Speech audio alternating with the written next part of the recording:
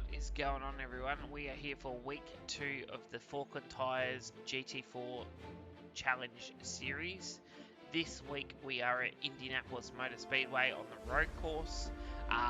Obviously this circuit had a rescan back, I think it was about 2 years ago now, so the layout's changed quite a lot. I actually don't think I've done a track guide here in any car yet, so pretty excited to bring you guys this one.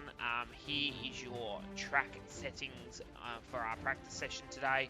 That just gives you a rough idea of what track state, temperature, all that sort of stuff we're running in, so that you guys can sort of simulate what we're doing to see where you're at, or just so you guys get an understanding of how much hotter or cooler it was in our session compared to what it is in the official practice sessions, because unfortunately we don't have that data until after the week goes live, and we want to make sure these videos get out to you guys as soon as possible. So hope that your first week of racing went well. Yeah, really looking forward to this week. I hope you have a really good week of racing. Any questions, comments or anything, make sure you let us know in the comments below. If you haven't already, please hit that like button, subscribe, share your video with your racing friends. It would be really appreciated, guys. So without further ado, let's get into the Mercedes AMG GT4 at Indianapolis Motor Speedway.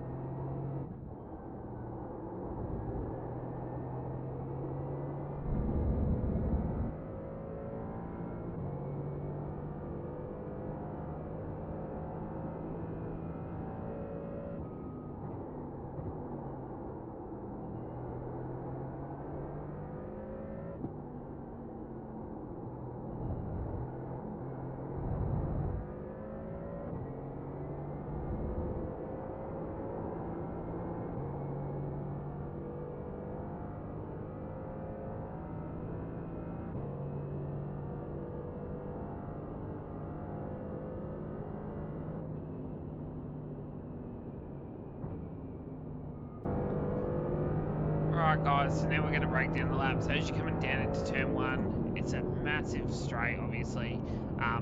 Getting a good corner exit out of the final corner is important, but it's a big straight, nice big brake area, lots of boards for markings. We're braking at the 400 meter board, so nice big brake pressure all the way back to second gear.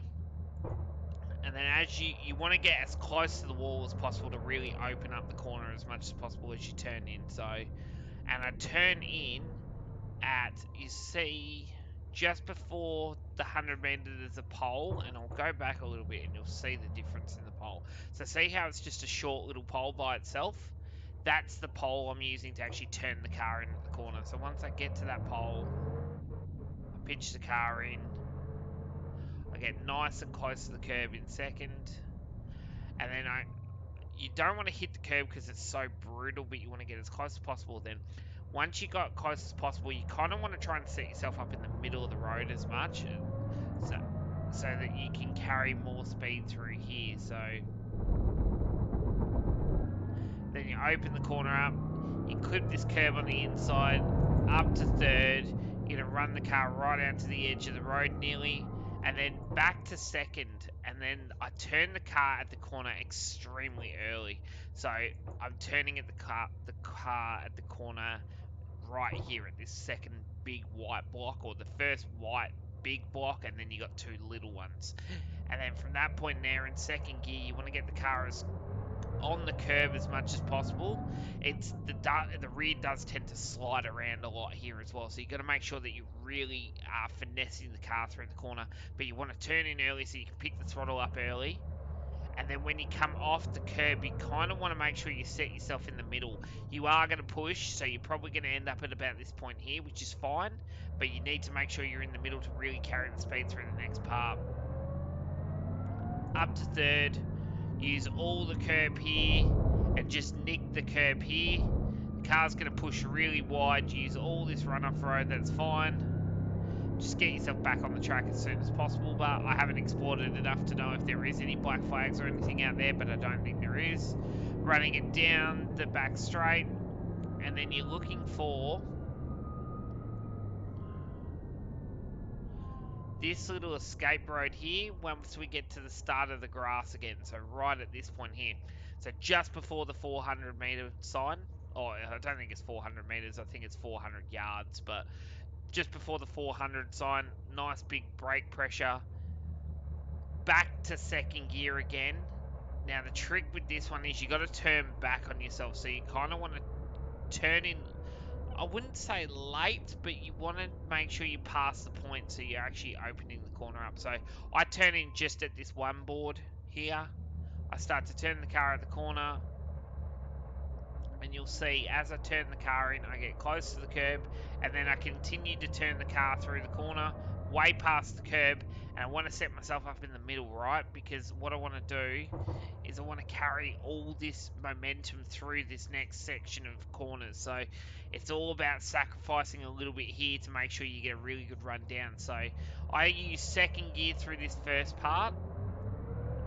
So I'm sort of on the limiter, I lift a little bit just to keep the balance in the car. And then once I get to this point here, so I'm in line with the middle tree, I snap third, so I short shift to third, I get up on the curb, and I set myself up to come off the curb and end on the left. So I even lift sometimes to make that happen. So then that way, once I get to this point here, so it's about, the best way to look at it is, right, I use the bezel of my screen here because there's nothing else really to mark it out for me. So when I'm about 1.5 inches from the end of the grass on the inside of the curb here to my bezel, that's when I go, right, I turn the car at the corner. And I turn the car at the corner extremely early, and I'll show you why. I want to use all this inside road in third gear. Now, don't go any further past this point. You want to make sure you got 2 tyres on the curb, but you need to keep the other 2 tyres on the circuit. If you go any further, you will get a black flag here. But by turning in early, I'm able to carry more corner speed, let the car track all the way out to the edge of the road, use all this part of the track, up to fourth, let the car come through at the end of the white line, come up onto the banking. You want to brake at the 3 board, big brake pressure, back to second, turn in at the 1 board again. Use the curb on the inside as a marker, and then once you're in line with the Indianapolis pit building, that's when you really start to apply the throttle again. Second gear through here, hold second, it'll crack the limiter, but just hold it. Then the lift early, get the car to turn back on itself. So you turn in later to really maximize the exit, and then once we get to this point in the curb, you'll see the blue building right there on the inside. That's when you really start to pick the throttle up. The car's going to push wide right out. Use all the curb here, and then you want to set yourself up about 1 meter off the curb. Now the reason I'm doing that is the fixed setup is quite twitchy when you turn the car in quite aggressively at high speed. So by giving myself a little bit more berth on the entry to the corner, I'm able to sort of carry more speed through without the car feeling like it's going to spin out on me. So I get nice and close to the curb, just past the pit wall. So at about this point here, and then I start to let the car track out wide again off the curb, and I sort of follow, and I want to make sure I come out to this point and use all the circuit, line up with that Indianapolis logo, and use all that track. If you open it up and widen it, yes, you're using more track meterage, but you're actually able to flow the car faster. And there you go, guys. That is your walkthrough lap of Indy Road Course in the GT4 Merc. for week 2 of the Falken Tyres GT4 Fixed Challenge Series. Hope this has helped you. Good luck for week 2's racing, and we will see you next week.